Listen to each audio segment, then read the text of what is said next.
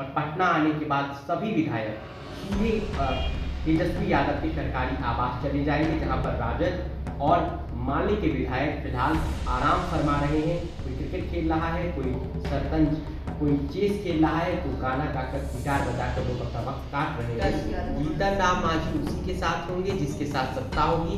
अगर उन्हें पता चल गया होगा, पता चल जाएगा कि एनडीए की सरकार गिर रही है, तो महागठबंधन की तरफ से बैठ रहे हैं। और तेजस्वी यादव ये कहकर विधायकों को तनाव से दूर रखना चाह रहे हैं। विधायक कोई मानसिक तनाव लेने के मूड में नहीं, पूरा फ्रेशनेस रहना चाहते हैं।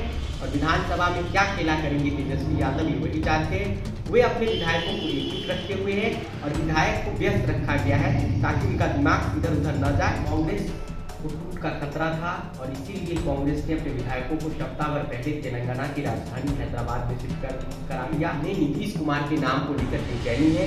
तो क्या ये विधायक बीजेपी वाले जो है, क्या ये क्रॉस वोटिंग करते हैं? क्रॉस वोटिंग क्या होता है? हम आपके साथ जाएं और वोट किसी और के लिए कर दे, क्रॉस वोटिंग का ही मतलब है। वैसे बीजेपी अपने विधायकों को लेकर पूरी तरह से कॉन्फिडेंट है कि भावनाएं या कुछ अपना सियासी भविष्य बीजेपी में देखता है, कोई जदयू में देखता है। इसको लेकर कांग्रेस को लगा था कि कहीं उनके विधायकों का तोड़ न ले बीजेपी या जदयू। कई बार कांग्रेस के साथ ये हो चुका है देश भर के अलग अलग राज्यों में, इसलिए दूध का जला छात की फूक फूक कर देता है। तो कांग्रेस ने फूक फूक कर कदम रखा है। तेजस्वी यादव को जो करना होगा कल करना होगा। अगर वो कल नहीं कर पाए तो फिर बिहार की सरकार सुरक्षित हो जाएगी। बीजेपी नीतीश कुमार से छुटकारा चाहती है, बीजेपी को भी पता है। नमस्कार, आप देखना शुरू कर चुके हैं फर्स्ट लुक बिहार। मैं सेजल आपके साथ। कल बिहार में फ्लोर टेस्ट होना है, जिसके बाद से क्या एनडीए सरकार कंटिन्यू करेगी या फिर राज्य सरकार में आएगी, इस पर फैसला होगा, जिसको लेकर सभी दलों के विधायकों में हलचल बनी हुई है। महागठबंधन में भी कांग्रेस के विधायक में ऐसी बातें आ रही हैं कि उनमें भी नीतीश कुमार की तरफ जाने को लेकर कहीं ना कहीं सॉफ्ट कॉर्नर देखा जा रहा है। इसीलिए शायद कांग्रेस ने अपने सभी विधायकों को हैदराबाद में भेज दिया है, जो आज शाम तक पटना पहुंच जाएंगे।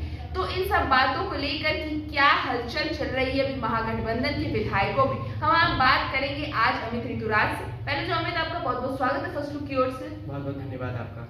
तो क्या लगता है कि जो महागठबंधन है वो अपने विधायकों को एक साथ एकजुट करके रख पाएंगे, स्पेशली कांग्रेस, क्योंकि उनके विधायक थोड़े डगमगाए नजर आ रहे हैं? देखिए, कांग्रेस को टूट का खतरा था और इसीलिए कांग्रेस ने अपने विधायकों को सप्ताह भर पहले तेलंगाना की राजधानी हैदराबाद में शिफ्ट करा दिया। तेलंगाना में कांग्रेस की सरकार है, इसलिए विधायकों को टूटने से बचाने के लिए। और कांग्रेस के विधायक आज शाम 6 साढ़े 6 बजे शाम के करीब पटना आएंगे और पटना आने के बाद सभी विधायक सीधे तेजस्वी यादव के सरकारी आवास चले जाएंगे, जहां पर राजद और माले के विधायक फिलहाल आराम फरमा रहे हैं। कोई क्रिकेट खेल रहा है, कोई शतरंज, कोई चेस खेल रहा है, कोई गाना गाकर गिटार बजाकर लोग अपना वक्त काट रहे हैं। वहां पर कांग्रेस के विधायक सीधे चले जाएंगे और कांग्रेस को लालू प्रसाद यादव की सलाह पर ही कांग्रेस ने अपने विधायकों को हैदराबाद शिफ्ट किया था और 3 विधायक नहीं भी गए थे, बाद में वो गए और इसको लेकर अपनी अपनी वजहें थी।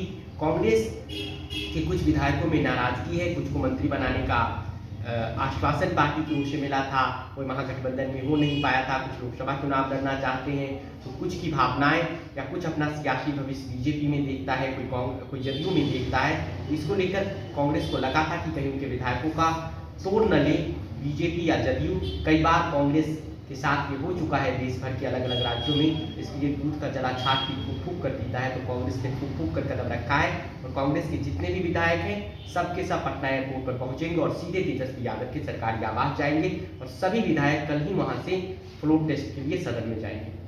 तो क्या आरजेडी के खेमे में कोई हलचल लग रही है ऐसा?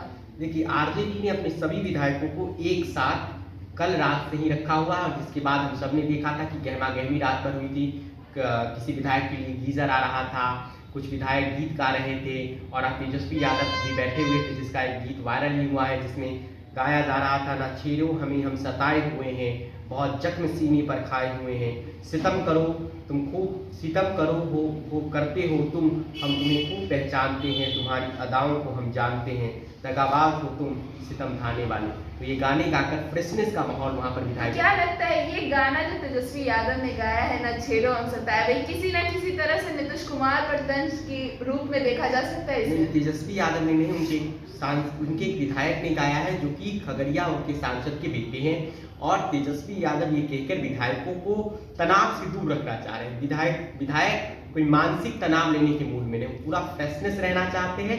और विधानसभा में क्या खेला करेंगे तेजस्वी यादव, ये वही चाहते हैं। वे अपने विधायकों को एकजुट रखे हुए हैं और विधायक को व्यस्त रखा गया है ताकि उनका दिमाग इधर उधर न जाए और पूरी तरह से कॉन्फिडेंट रहे। और आरजेडी की ओर से जो मनोज झा उनके सांसद और मुख्य प्रवक्ता, उन्होंने कहा है कि स्पीकर को हटाने के प्रस्ताव के लिए सुप्रीम कोर्ट के आदेश के मुताबिक सदन में पूर्ण बहुमत चाहिए और 122 की संख्या जरूरी हो। 12 फरवरी को होने वाले फ्लोर टेस्ट से पहले ये बातें मनोज झा ने कही है और उन्होंने बीजेपी और नीतीश कुमार को घेरा है। और नहीं तो स्पीकर को हटाने के लिए 122 विधायक दिखाए, नहीं तो अनुच्छेद 179C के तहत एक्शन होगा। ये राजद की तरफ से कहना है। राजद पूरी तरह से कॉन्फिडेंट है। हालांकि राजद के कुछ विधायकों पर ऐसी संभावना है कि वे बीजेपी के साथ जा सकते हैं। नीलम देवी अब तक नहीं आई है। अनंत सिंह की पत्नी है, मोकामा से आरजेडी के विधायक है, तो उनका न पहुंचना राजद को बेचैन जरूर कर सकता है। और हर पार्टी को बिहार में अपने विधायकों के टूटने का डर है, इसलिए हर पार्टी अपने विधायकों को सहेज रही है और किलाबंदी की गई है लालटेन की तरफ। अच्छा, बीजेपी के कुछ विधायकों में नीतीश कुमार को लेकर नाराजगी है क्योंकि वापस जब नीतीश कुमार बीजेपी में आए हैं तो ऐसी चर्चाएं हो रही है, इस पर क्या कहेंगे? कहा गया है कि 2-3 विधायक बीजेपी के हैं जो कि नाराज हैं, जिसमें मिश्री लाल यादव है, अलीनगर से एमएलए हैं। 2020 में वीआईपी मुकेश सैनी के पार्टी से जीत कर आए और फिर जब मुकेश सैनी की पार्टी तोड़कर बीजेपी में शामिल हो गए थे ये तीनों विधायक, तब वो बीजेपी के साथ चले गए। और रश्मि वर्मा है और विनय बिहारी का नीतीश कुमार के साथ पुराना सियासी अदावत है। रश्मि वर्मा भी है, ये चंपारण से आती हैं, और दरभंगा के अलीनगर से मिश्री लाल यादव है। ये कुछ विधायक हैं। कुछ बीजेपी के विधायक ऐसे हैं जिन्हें नीतीश कुमार के नाम को लेकर बेचैनी है।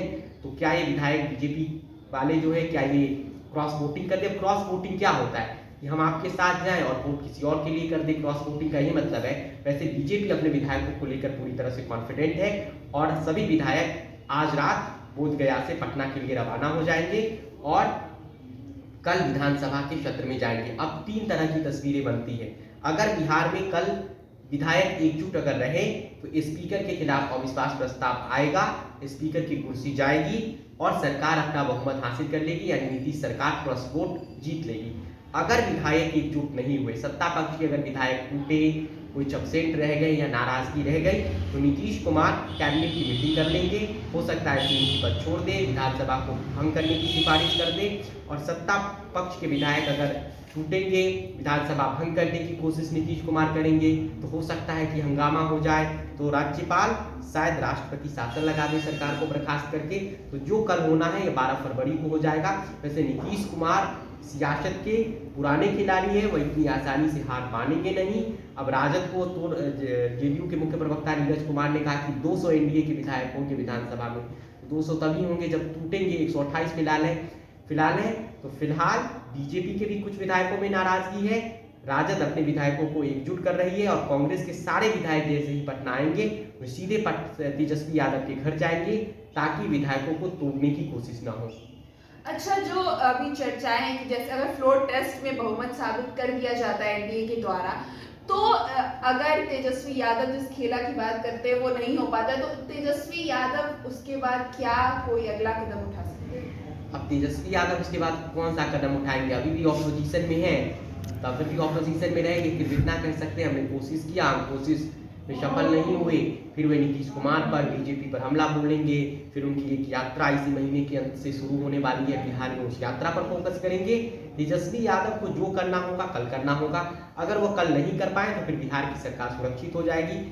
बीजेपी नीतीश कुमार से छुटकारा चाहती है, बीजेपी को भी पता है और तेजस्वी यादव भी अच्छी तरीके से जानते हैं कि अब हमें हमारी लड़ाई बीजेपी के खिलाफ लड़नी है बिहार में। नीतीश कुमार की अब उतनी राजनीतिक प्रासंगिकता बच नहीं गई है, ये बीजेपी और राजद भी जानती है। इसलिए दोनों पार्टियों का अपना अपना फोकस है कि हम बीजेपी के खिलाफ लड़ेंगे और बीजेपी वाले की कोशिश है कि हम राजद के खिलाफ लड़ेंगे। अगर तेजस्वी यादव कुछ नहीं खेला कर पाते हैं तो वैसे मतलब नीतीश कुमार का कोई प्रासंगिकता नहीं है इस बीच में। अब लगातार वह एक कार्यकाल में 3 बार जो व्यक्ति सत्ता में इधर से उधर होगा, तो जमीन पर आप भी जाकर देख लीजिए, बहुत कम लोग नीतीश कुमार के पक्ष में बोलते हैं। आप लाख जातीय जनगणना करा लीजिए, लाख पेपरों में विज्ञापन दे दीजिए कि रोजगार मतलब नीतीश सरकार, लेकिन आपकी क्रेडिबिलिटी संकट में है। हालांकि जदयू वालों का ऐसा मानना है कि नीतीश कुमार ये बिहार के खेवनहार है और उन्हीं के साथ मिलकर विकास होता रहेगा। और जेडीयू के नेताओं का भी ऐसा मानना होता है कि लोगों की मेमोरी बहुत शॉर्ट होती है, वो भूल जाती है कि नीतीश कुमार कब इसके साथ थे, कब इसके साथ थे। वोटर भी यहाँ कंफ्यूज हो जाता है कि वोट किसको दे। नीतीश जी कभी उनके साथ रहते हैं, कभी इनके साथ रहते हैं। तो इसलिए तेजस्वी यादव को क्रेडिट करना, सबसे ज़्यादा अगर बिहार में कोई अपनी बातों से पलटा है तो वह नीतीश कुमार है। और नीतीश कुमार की सियासी खेल के बाद एक छोटी सी पार्टी बनाकर चल रहे हैं जीतन राम मांझी, वे कई बार इधर से उधर हुए हैं, और उपेंद्र कुशवाहा, बाकी पार्टी इधर से उधर होती नहीं। तो क्या मांझी भी जा सकते हैं अभी महागठबंधन में, क्योंकि ऐसी जो ऑफर उन्हें मिला है मतलब मुख्यमंत्री बनने का? जीतन राम मांझी उसी के साथ होंगे जिसके साथ सत्ता होगी। अगर उन्हें पता चल जाएगा कि एनडीए की सरकार गिर रही है तो महागठबंधन की तरफ से बैठ रहेंगे। जिधर सत्ता होगी उधर ही होंगे, और उन्हें बार्गेनिंग करना है, तो जिधर उनका ज्यादा बार्गेनिंग हो जाएगा लोकसभा सीट को लेकर, मंत्री को लेकर, मंत्रालय को लेकर, उधर चले जाएंगे। वे भी समझते हैं हम 4 ही विधायक है, लेकिन 4 विधायक बहुत महत्वपूर्ण है इन दिनों। जी बहुत बहुत धन्यवाद अमित। जैसा कि हमने बात किया अमित से और आपको बताया किस तरह से फ्लोर टेस्ट को लेकर महागठबंधन में हलचल है, किस तरह से आरजेडी विधायक कांग्रेस विधायकों को एकजुट करके रखा जा रहा है, साथ ही साथ मांझी जी किस तरह से चीजों को आकलन करके जिसकी सत्ता में सरकार होगी उसके साथ होंगे वो, और किस तरह से कल फ्लोर टेस्ट को लेकर सभी विधायकों को एकजुट रखने की तैयारी में एनडीए भी लगी हुई है और महागठबंधन इंडिया भी लगी हुई है। तो इस खबर में बस इतना ही, और खबरों के लिए बने रहिए हमारे साथ। हमारे फेसबुक चैनल को लाइक कीजिए, हमारे यूट्यूब चैनल को सब्सक्राइब कीजिए। धन्यवाद।